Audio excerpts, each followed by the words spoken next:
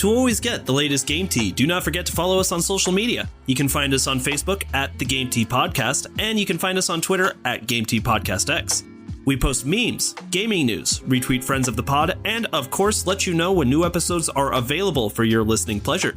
Links are all available in the description of this episode, so check them out after the show, and thank you so much for listening to the Game Tea Podcast.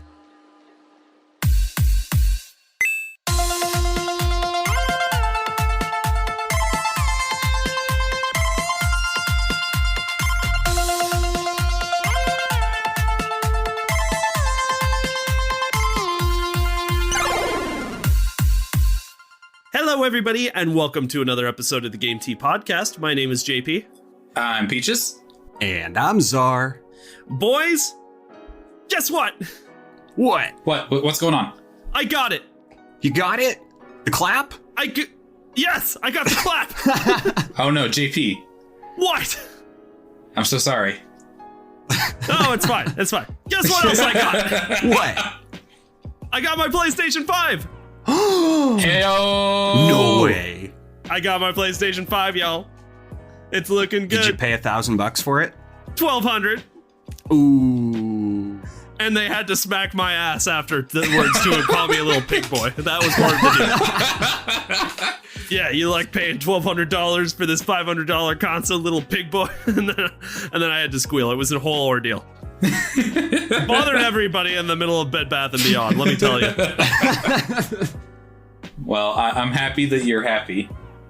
No, I got it legitimately. I was following a Twitter page that's like specifically for like tweeting out when these sites were like giving out, new PlayStation 5s. And I was at my computer and my phone dinged and it just said, Best Buy, go!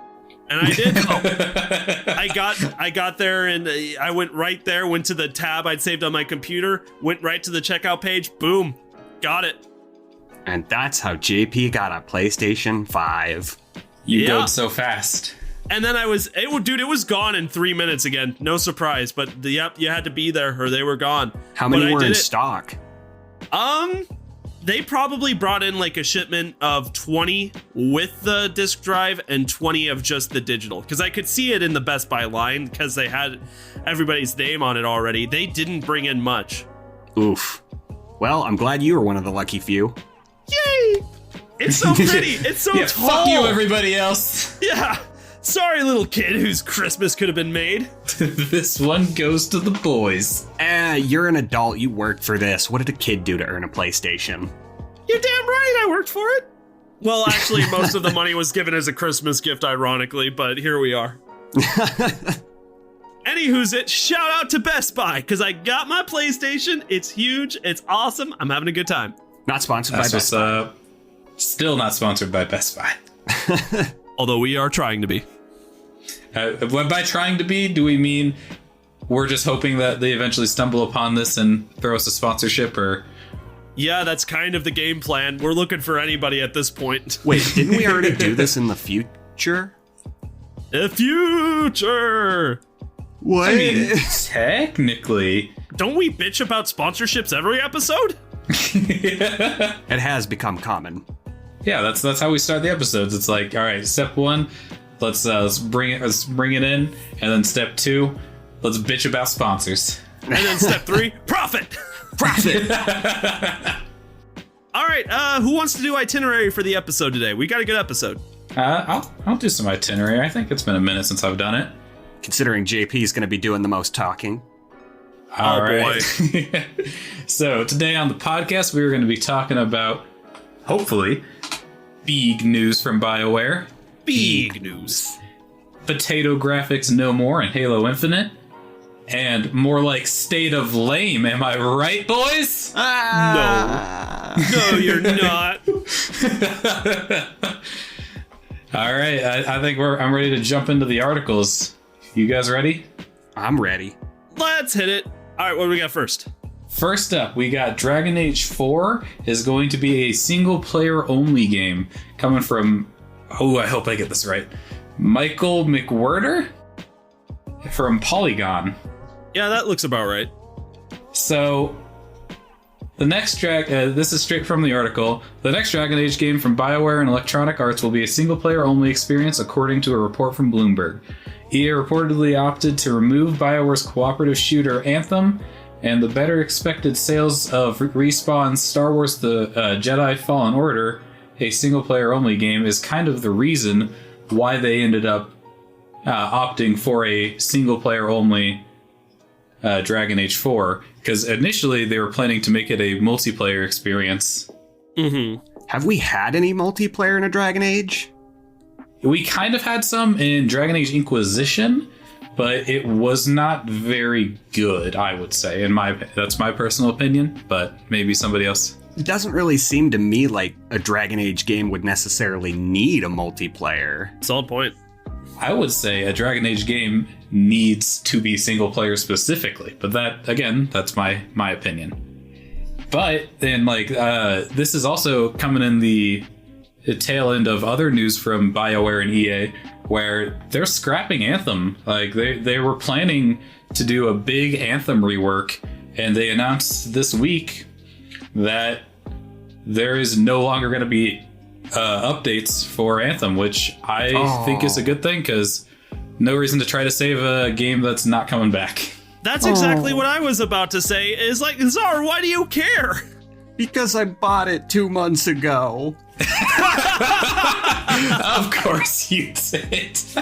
Yeah. Oh, buddy. Well, they still have updated it since the game came out, so it's better in that way. But more. There's nowhere to go. Yeah. And to go along with what Zara was saying, I didn't even know that like Dragon Age had much like multiplayer ability anyway. Like I thought this was the standard, was that most people were doing single player.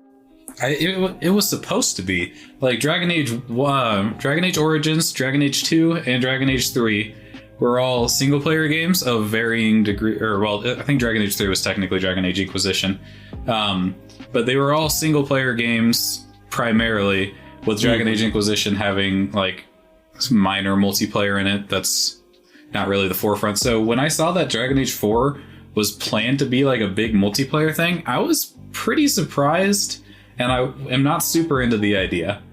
So I'm glad they went back to the basics, and I'm glad that they took a page from Star Wars of all things. Do you think how they could do that though? Like, what would the multiplayer even include? Because who even knows? You can't detract from the main storyline. You could maybe hop in as a companion, but like from the sounds of it, they wanted a competitive element to it. And that's kind of the problem with these games, right? Is like ever since like online multiplayer has become a thing with the early like Xbox and PS3, PS2. Every game feels even older. Every game feels like they need to include some kind of multiplayer. You know, even if it's a game that just simply doesn't have any ideas for multiplayer. Don't ever forget that The Last of Us had a multiplayer mode. I don't know. Oh my god, I always forget about it. Holy shit, why did it have a multiplayer? Who was that for? Who was that for? Don't ever forget. And it was shitty.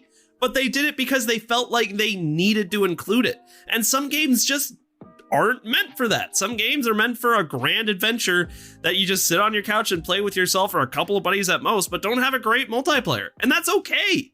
Yeah. When are game developers going to learn that not having a multiplayer is not going to kill your game? I mean, it definitely helps longevity of games, I would say. I think there's a lot of... Yeah, no, for sure. Like, it shouldn't be shoehorned in just to make a buck. But I think it helps for sure keep your game alive for longer. Because imagine Halo 3 without multiplayer, right? Like, there's no way that game lasts as long without multiplayer. Right. That's true, but look at Dead Space 2. Or maybe it was 3 that had the multiplayer. Albeit it was a phenomenal multiplayer and really cool, how many people are still playing Dead Space 3?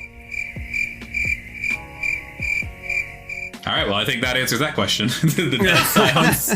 I have no idea. 4 people? There are dozens of us. Literally dozens!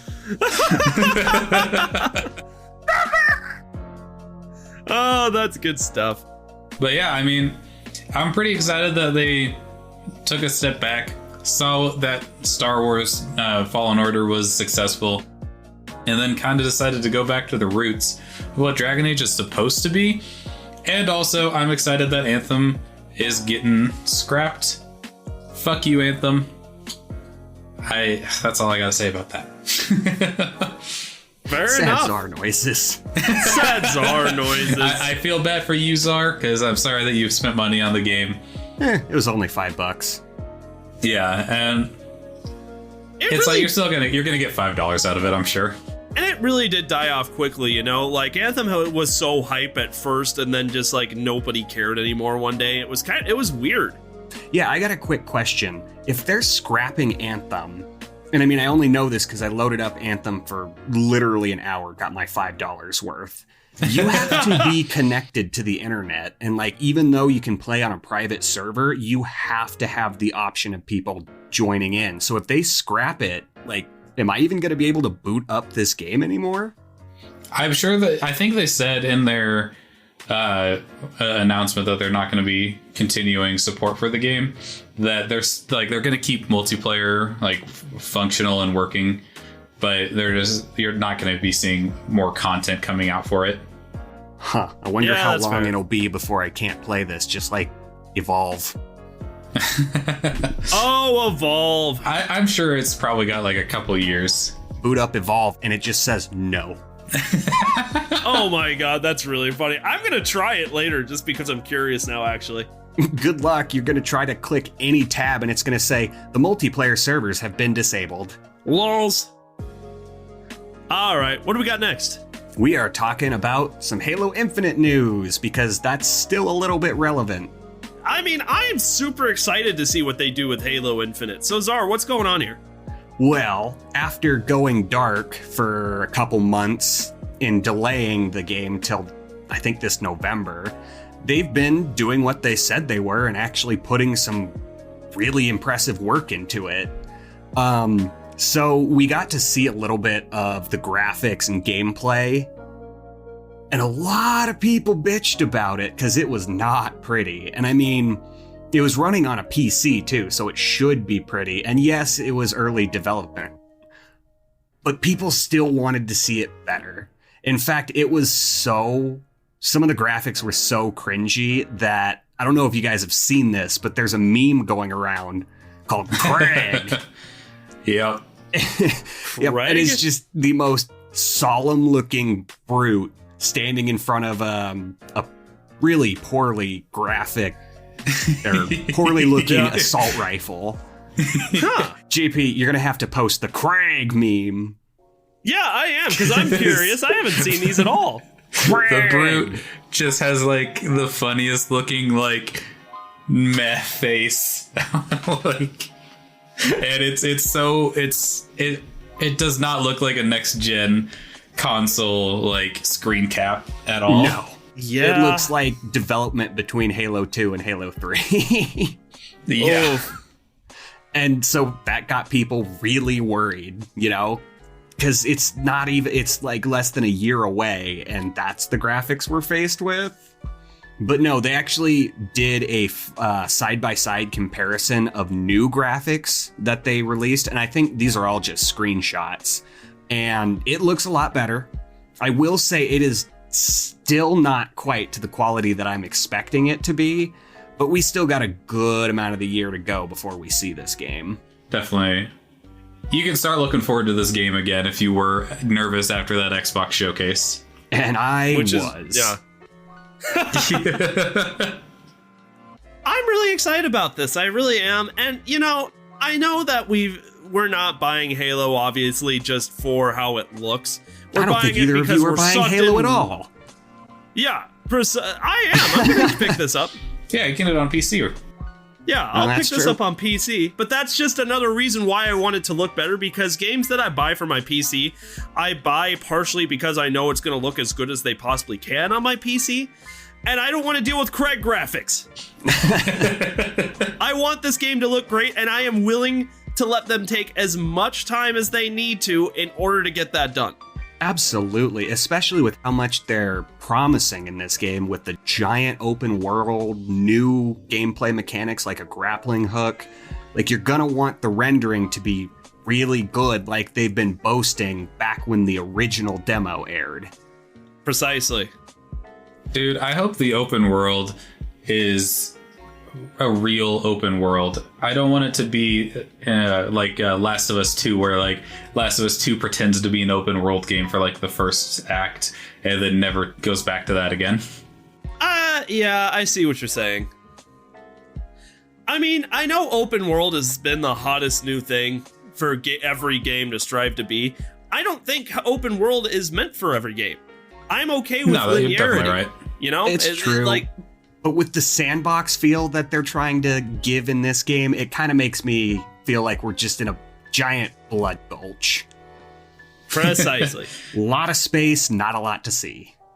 Yeah, I am curious. I love open world games, and that's why I think it could be cool if Halo does it. But Halo is one of the examples that people go back to of really good like linear video games. You know, it's like Halos and pretty much like every Naughty Dog game. And I feel like I'm missing something, but you know, people point these games out as extremely good linear stories. And so I'm curious how they go about storytelling using, you know, their open world sandbox. That's what it truly is. Yeah. And keep in mind that, like, you know, the open world is also going to take more time on how it looks in general anyway, too, because that means more rendering of like worlds and objects. So. Oh, yeah. In the original demo, when Master Chief was standing on top of that spire, just looking over the mountains, and they were talking about how far rendering will be, that's going to take a lot of processing power. Yep, exactly. So take the time. I'm excited to see that they've made a lot of progress since, you know, they got absolutely booed up, not literally booed, but like, you know, booed off the stage with pretty much with fans at how awful this game looked. I'm glad they're stepping up their game and taking the time to make it look good because it's Halo, baby. Yeah, and also it's important because they also got a slew of bad press following that Xbox showcase because you know it went like the Halo screen caps, and then there was the delay. People were just like, "This game is going to be a garbage heap," and I'm not looking forward to it anymore. Which is not where you want to be for Halo. No, not with that big of a name.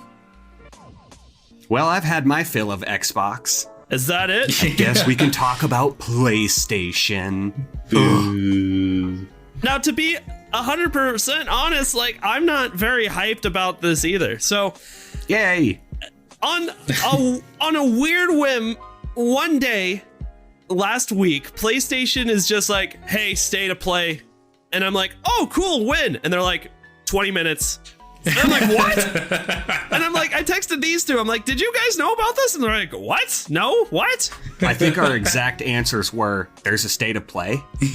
Precisely. So PlayStation dropped a state of play, a 30-minute state of play out of absolutely nowhere, and it was wild. But getting some Nintendo it was actually vibes. Yeah, actually, they're like, I mean, that's honestly kind of it, right? It's like Nintendo dropped a direct, and PlayStation's like, "Oh, Nintendo has had the spotlight for 20 minutes? Well, we simply can't have that." Boo! State of play. Honestly, I love the like randomly dropped, like, you know, no, you don't have any information and they just drop a state of play or a Nintendo Direct or hopefully an Xbox Showcase soon, because knowing it's going to happen, I feel like it makes me less hyped for it when it actually gets here. Whereas like if they just drop it out of the blue, I'm actually like much more excited to watch it, you know? I think you put that exactly how it should be, because it's really hard to keep hype when you know several months in advance that it's coming up. I mean, the couple of days leading up to it, you're going to get hyped, but the rest of the year, you're just kind of like, meh.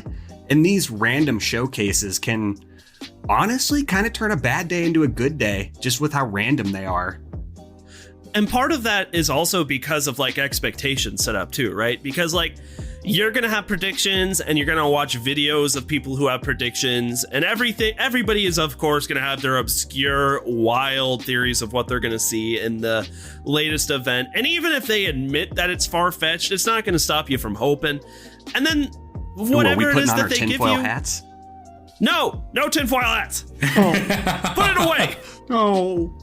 No, you don't just put it away. Throw that in the garbage. We're done with the tinfoil hats. But then they'll read my thoughts. Czar's like, but I made you guys one too. I took your head measurements while you were sleeping. I glittered them and glued stars on them. Wait, it has glitter? I like glitter. No. If my name isn't written out in glitter on the front of it, I don't want it. I put a whole 40 minutes of work into it. All right, so right now I've got the IGN page from Adam Bankhurst set up with everything that we got in the State of Play. As a brief summary before we get into it, it was okay. I mean, mostly what it was getting gameplay out for games that were announced in the same State of Play, where the PlayStation 5 was announced, period.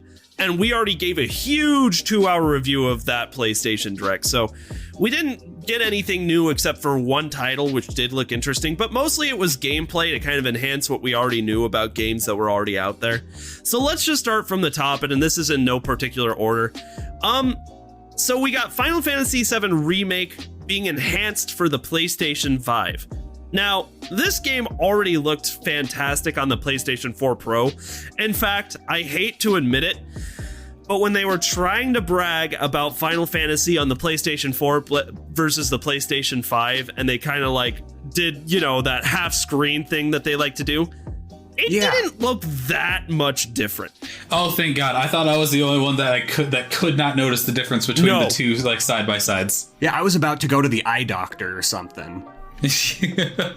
And I think that's not as much. I don't think that's a testament to how PlayStation 5 doesn't do a great job compared to the PlayStation 4, as much as it is a testament to how great of a job they did with Final Fantasy VII Remake. Yeah, simply, it's just good graphics. It's just, yeah, exactly. Simply in a phenomenally well-made game. And that's not to say that there wasn't no improvement whatsoever, because there definitely was. Just like for them to try and boast about it, a side-by-side like that, I'm just like, I mean, yeah, it looks a little better, but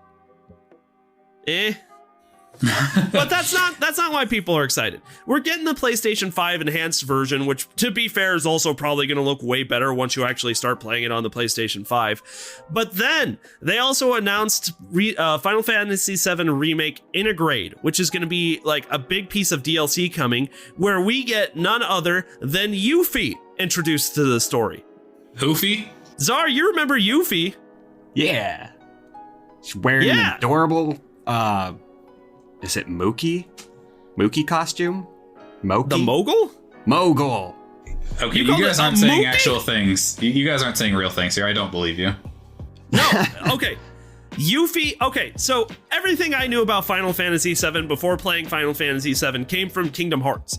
Now, in the first Kingdom Hearts games, you get a pretty good mix of Final Fantasy VII and Final Fantasy either 9 or 10 characters with, like, Cloud, obviously, and then you get Leon, and then you get Yuffie. And this whole and you even see Aerith. And the whole time, you know, I've been playing these Final Fantasy games after the fact. I'm like, where the hell is Yuffie? Where does she fit in?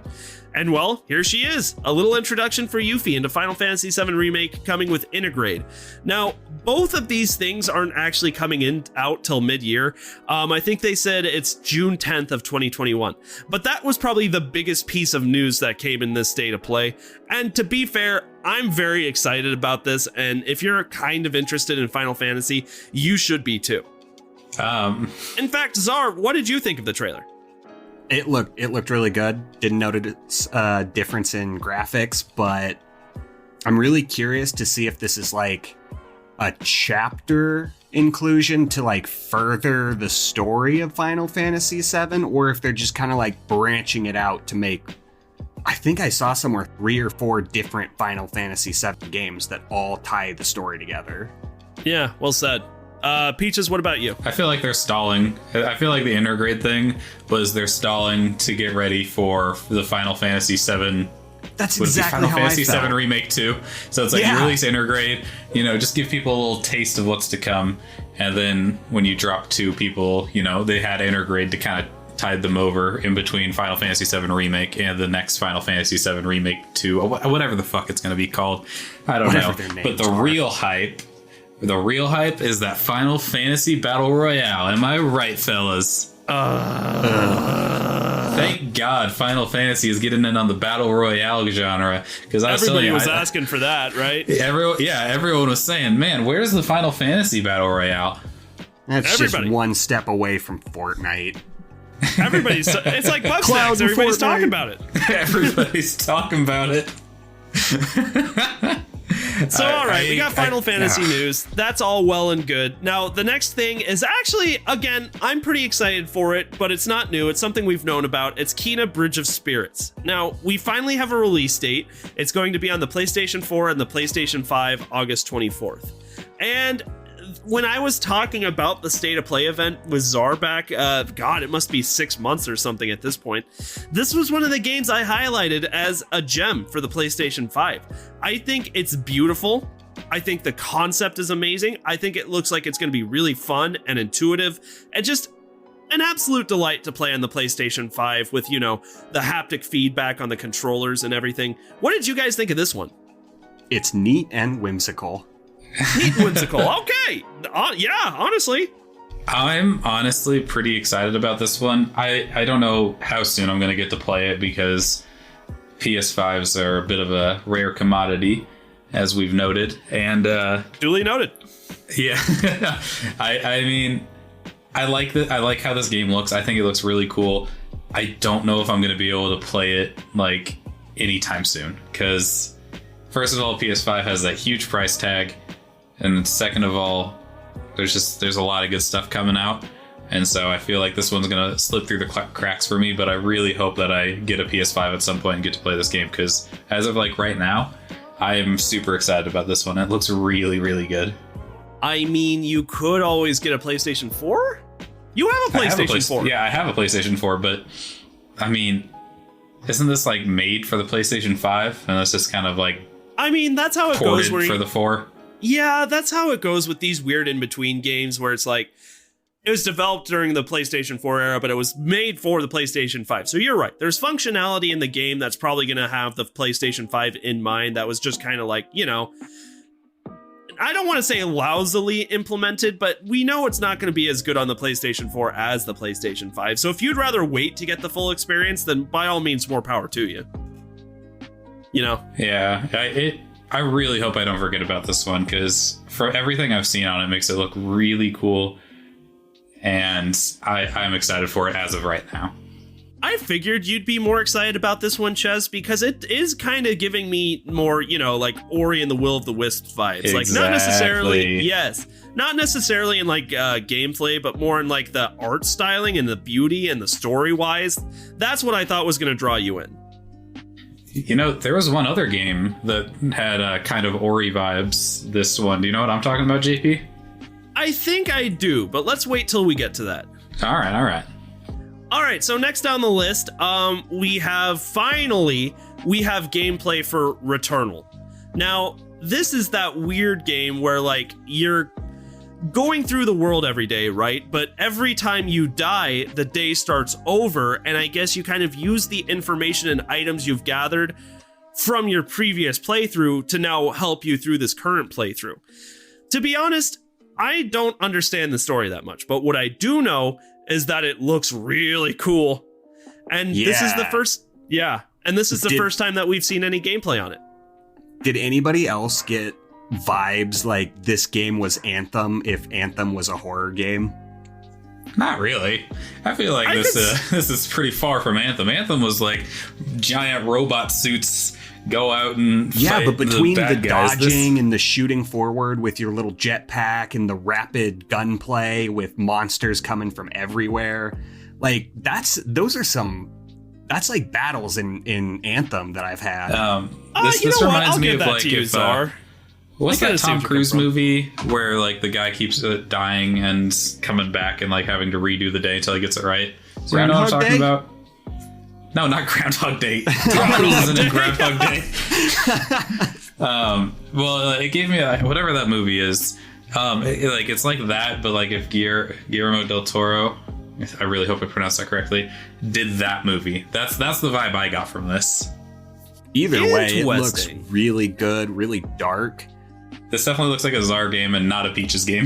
Yeah, it is a Czar game. Did you notice the switch from third person to first person during the memory narratives? I did. I wonder if that's going to be implemented, because like that's a game changer. You go from like fast-paced gunplay to running around the house, running away from Slendy Man. Like that's such a cool concept. It really is. It really is. I'm glad you pointed that out, because I noticed that. I was like, huh, that's interesting, and kind of, went on my day from there because of other thoughts I had on this game. Well, because I couldn't tell if it was a cutscene, but the character's first-person perspective lingered a little too long, almost like it was a player-controlled option. I don't know, man. We just don't know enough about this game at the moment. All we have really is the gameplay like itself, but like mechanics like that, I think those are going to be more of a surprise that we can be expecting when we actually pick this up. Can't wait to see it. The only other thing I wanted to say is that this is giving me some serious Control vibes, the way that the gameplay is going. Ooh, it reminds me a lot of Control, which is fantastic because Control had amazing gameplay. I loved the gameplay in Control. So yeah, Returnal I think is going to be a genuine treat for the PlayStation 5 owners. It's hitting us on April 30th, 2021, which, oh no, you know what that is? What? That's the same day Pokemon Snap's coming out. Uh-oh. Ooh. Got a choice. Oh no, 2 games I'm not going to get. What a tragedy. Just another day for Peaches. Oh, Peaches. Just a regular day for me. Shut up and go play League of Legends. I've actually been thinking about getting back into it. I haven't played it in a while. Thanks for the idea. I was joking! You might be onto something there. But they're right. in the preseason right now. It could be pretty cool. Okay, next. Czar, this is for you. We also got a little bit of Oddworld Soulstorm. Now, I don't know shit about this game, but when we were going over it in the State of Play event, you were really excited about this, right? Yeah, it's kind of like a sequel to the original, and I think this was the original Oddworld game called Abe's Odyssey, where the main character was trying to escape from this factory that turns all of his kind's people into like snacks or sodas or something. Interesting. Yeah, and so that one was more of like a stealthy platformer, but in this one, you're basically like Olimar from Pikmin, and you're guiding all of your species trying to escape the clutches of these people trying to turn you into soda. It's really cool. As far as side-scrolling platformers go, there's a lot of intricacy to it through puzzle solving, mind control, and yeeting your fellow comrades at enemies. And actually, this game reminded me of a game way back in the day called Lemmings. Prompted me to download that, so I'm playing that in hype of Oddworld. I am so sick of hearing about these dumb lemmings. But my lemmings, they need me. God. They'll die without me. Just like all of Abe's people. So, yeah, you hyped this up a lot when we were talking about it, and I'm really glad that you did, because this is one of the more slept-on games that I had at the time. But now that I'm seeing gameplay from this State of Play for the game, I think it looks like it's going to be something special. It's got a side-scrollery, like, you had it on the spot with, like, you're leading your people. It looks like there's going to be a lot of, like, different kinds of puzzle mechanics, but mostly from, like, a side-scroller perspective. This is hopping onto the PlayStation 5 and PlayStation 4 on April 6th. I'm really excited about it. I'm definitely picking it up. You know, it looks like one of those games that you should be able to pick up for $40 instead of a $60 price tag. It's kind of like an arcade game, almost. I could agree with that, but again, like, we won't be able to say that for sure until we see how much substance is in it. That's true. Still really cool. Who knows? It could be like a 30-hour game with like a huge amount of details and story. We don't know yet, but what we do know is that it at least looks good. For 30 hours, though.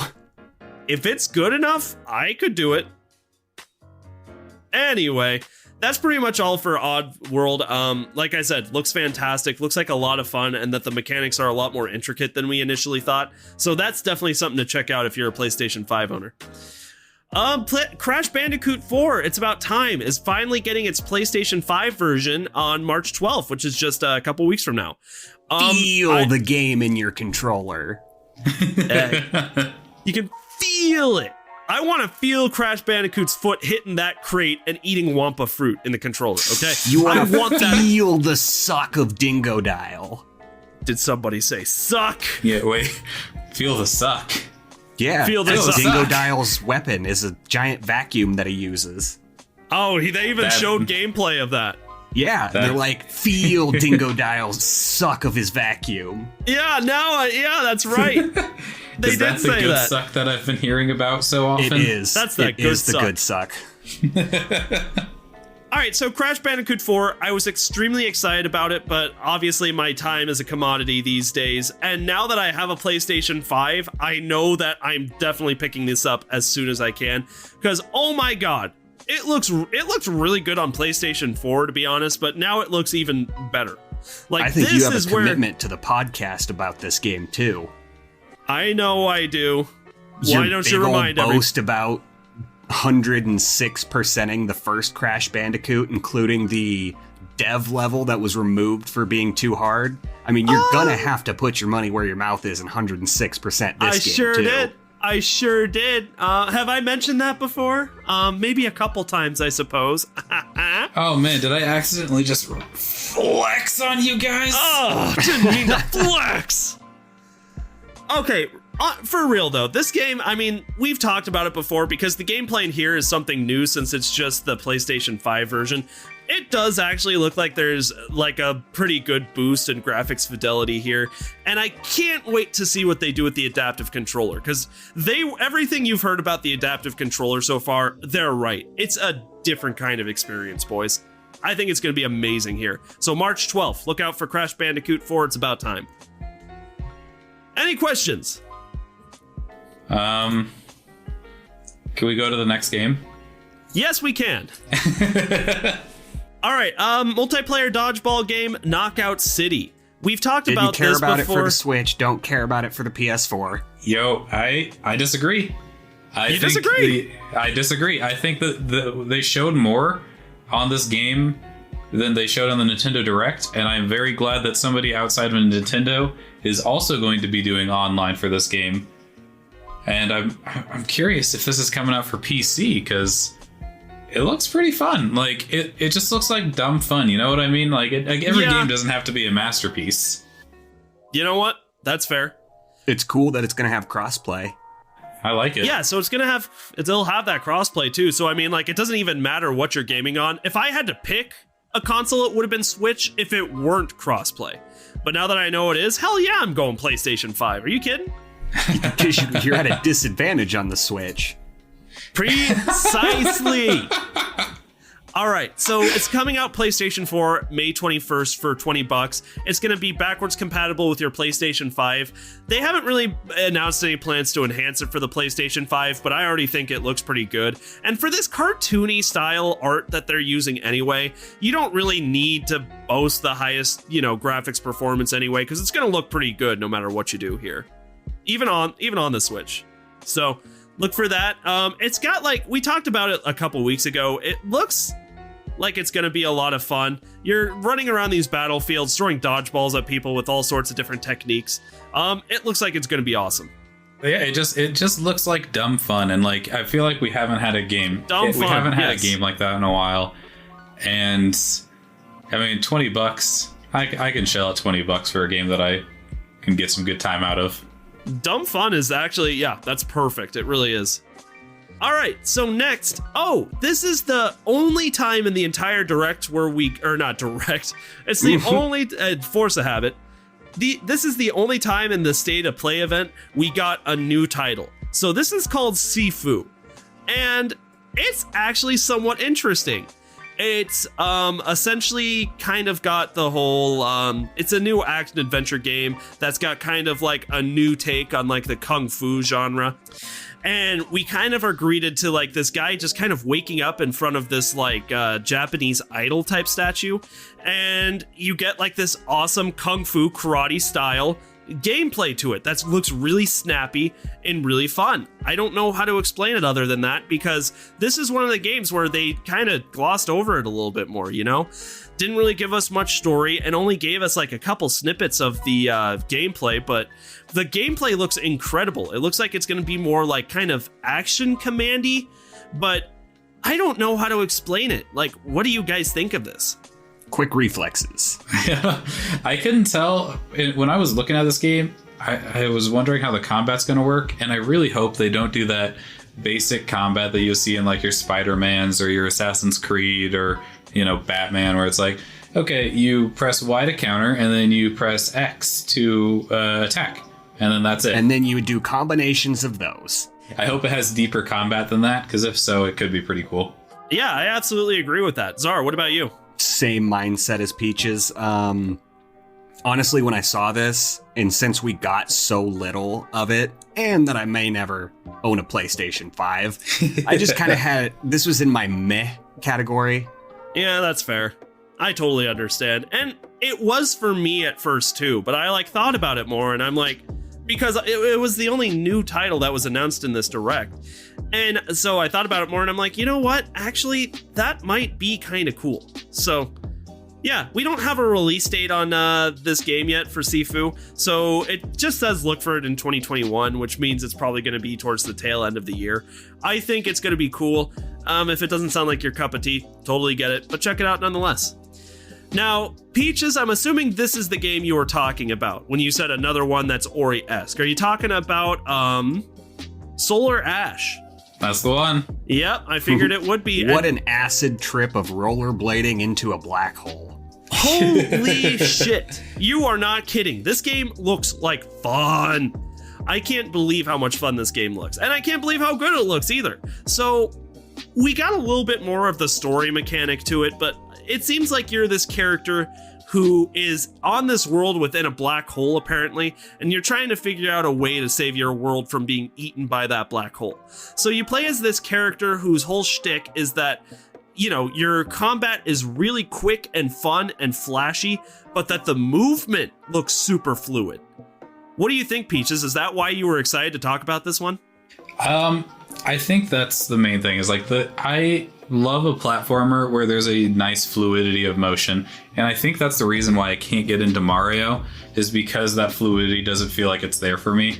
But like when I play a game like Ori, I love to just jump and move around the world, and this game kind of has that vibe to it. The only problem I had from the looks of it, and this is just like a first impression and I could be way off, the combat looked kind of like, you know, it's kind of iffy. Whereas like in Ori, I absolutely loved it, but I will reserve judgment on combat because I could be totally wrong on that one. Yeah, I was kind of thinking the same thing. It looks like it's a super, you know, because the whole gimmick of this game is how quick and flashy everything is. So, you know, the movement looked incredible, but I could see where you're coming from on the combat. But from what they show in the gameplay trailer, it looks like it's kind of going with the same theme, right? It's quick and fun, and that's pretty much it. That's your go-to. Yeah. What about you, Czar? What do you think? It was cool. Not Czar's kind of game. It's way too fast-paced. I like more combat. I do like Traversion. Like, I love Sunset Overdrive, and I kind of got the same feeling of fluidity from that game as I did Solar Ash. Okay. But still, it's neat. It's whimsical. It's neat. And it's probably seizure-inducing. Hell, all the stuff I love, baby. Yeah. Yeah, if that's your type of thing, I mean, I think you're going to really enjoy Solar Ash, too, you know? Yeah, I could definitely see it being a game that I would like. I want to see more on the combat before I fully commit to it. All right. Next, I don't remember who said they had hot takes about this.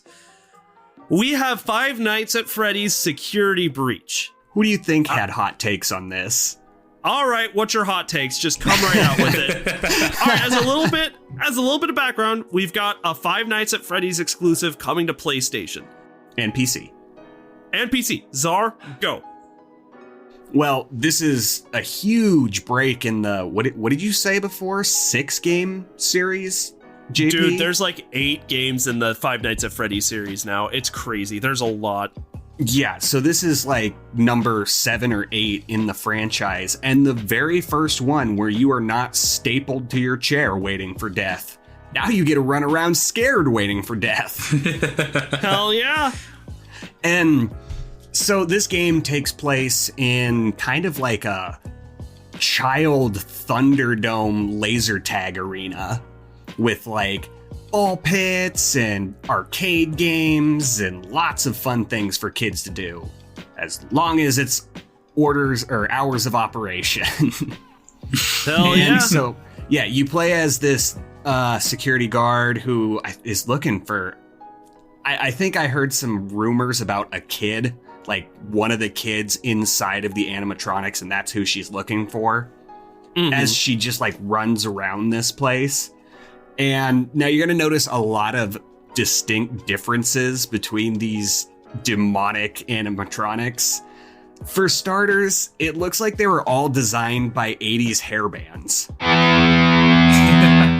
Yeah, this isn't the same like Five Nights at Freddy's designs that we're used to. And as kind of a hot take, I don't think they're very scary. Like, I saw it was like the animatronic, the white one with the like rainbow colored hair, and I think she had like a star guitar at the beginning, just like running down the hall chasing you. I started laughing. I'm gonna get you. Just with how silly the animatronic looked, because it was straight out of the 80s.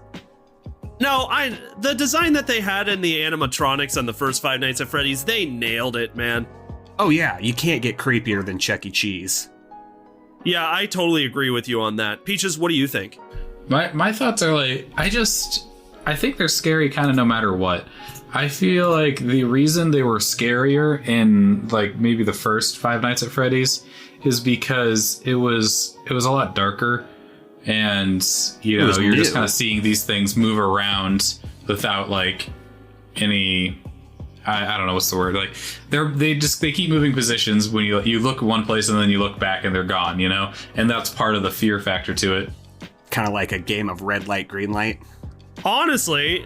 And so actually seeing them physically move around, I kind of takes away from like the scary imagination you might have for it.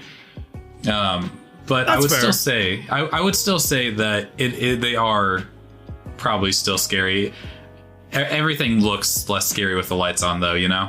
Yeah, and it looks like they added a ton of new monsters to this game, because there's something that looked like it had a sun for a head and a melted face and whatever the fuck was in the vents. Along with the classics like Fredbear and Bonnie.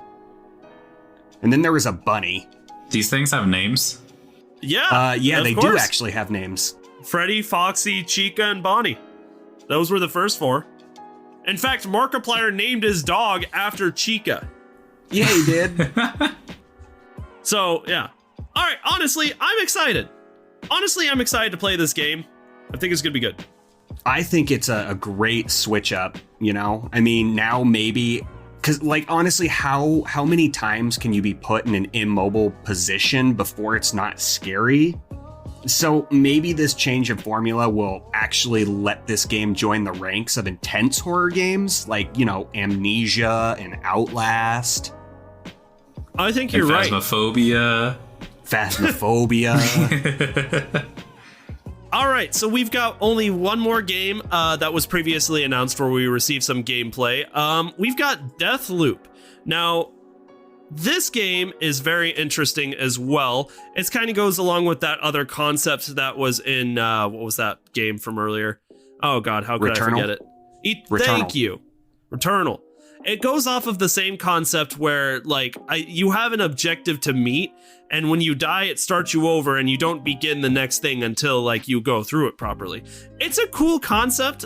I don't think I'm as excited to play Deathloop as I am Returnal, because you Deathloop should be. It's going to be one of the last Bethesda games you ever get. Czar, I don't know if you've heard me talk about Bethesda much over the last year, my opinion of them is not very high. What? Fallout 76 wasn't good? What? I literally saw that game for like $4 the other day. You guys want my hot take from this trailer? Hell yeah. I feel like they only played this to show off the song that they made for this game. And that's the only reason it was here. What? It's a death loop. Yeah. Okay, the song was kind of lit though, right? It was a good song, but it was, I think it was just a showcase of their original music. And PlayStation's like, Yeah? We made good music? So instead of Returnal, where it's got like that gritty, dark kind of setting to it, Deathloop has more of like your cartoony, 1970s spy theme to it. Like you see in like, how Archer kind of makes fun of that whole thing? Like, yeah. This kind of looks like that, the video game. To be honest with you. Not that it looks bad, it's just like it takes a similar concept and just kind of goes in a whole different direction with it. And it still looks like fun. It's just weird that we have like two like time looping different kind of mechanics in different games, right? Like that's weird. Yeah, that's quite coincidental. But still, I mean, on the other hand, the mechanic of being able to transfer wherever you want from a first-person point of view, along with the guns, like, this looks like it could be just as fun, if not more. It looks pretty good, too. Oh, yeah. It's iffy. I could see myself having fun with this. I could also see this as a game where I play for like an hour, and then it goes on the shelf forever.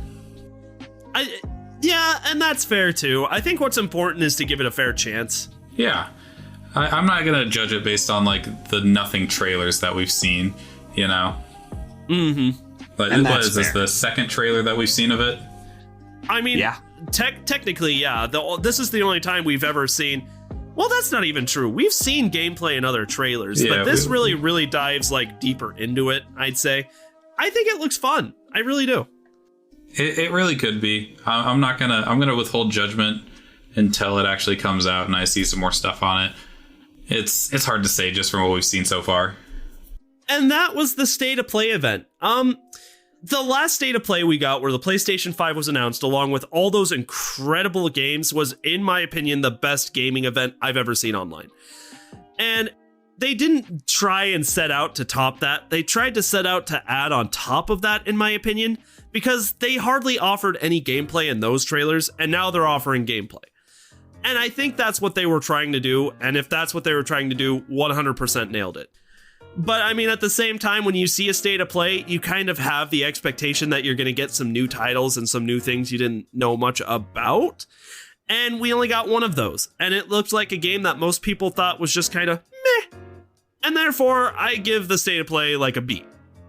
I think that's fair. I think you were right when you initially said it, where you said that Sony realized people had stopped talking about them for like 30 minutes. So they're like, quick, get the State of Play out. Oh, yeah, absolutely. They probably had but that we don't ready have any for new information. Just regurgitate.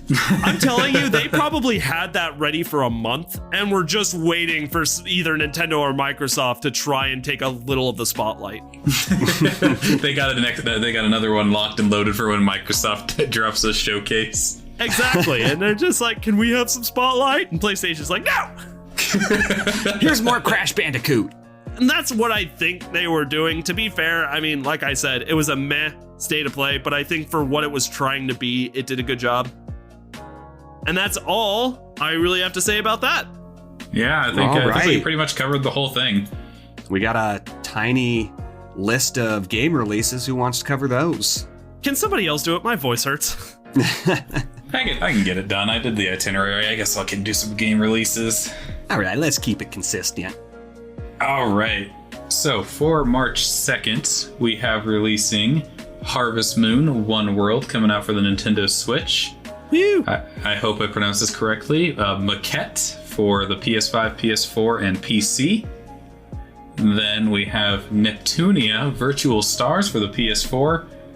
And we have Yakuza Like a Dragon coming out for the PS5, but I believe it's already out for the other platforms as it stands right now. Cool. Then we have for March 3rd, Puyo Puyo Tetris 2 coming out for PC, and this one is also already out on all other platforms. But hell yeah, we get some Puyo Puyo Tetris 2 on PC. Let's go! Puyo Puyo Tetris is like, an invasive species. It's just on fucking everything. And now it's on PC. No kidding. All right, we're supposed to hype up an upcoming game. What do you guys think? I feel like Harvest Moon is probably the most hype. And I say this I feel like I'm saying this because I'm a Stardew Valley fan, and this game kind of has Stardew Valley vibes. Yeah, that's fair. All right, boys, I think that's absolutely it. I don't think there's any more we have to talk about in this episode. I'm gonna go play my super awesome PlayStation 5. Have I told you about my PlayStation 5? I'm gonna play Lemmings. Lemmings! And I'm gonna go be a Viking in Valheim. I just want to say real quick, Eric, I'm sorry I killed you by dropping a tree on you. It was not intentional. Please forgive me. Lols. Well, I feel like that doesn't need any more context, so nice work. Yeah, I think that's all that needs to be said there. Let's get out of here, boys. Next week, we have a special episode with a good guest on it. You know him, you love him. So make sure you catch next week's episode. And in the meantime, thank you so much for joining us on this episode of the Game Tea Podcast. We'll see you on the next episode. You just got your game tea. Later.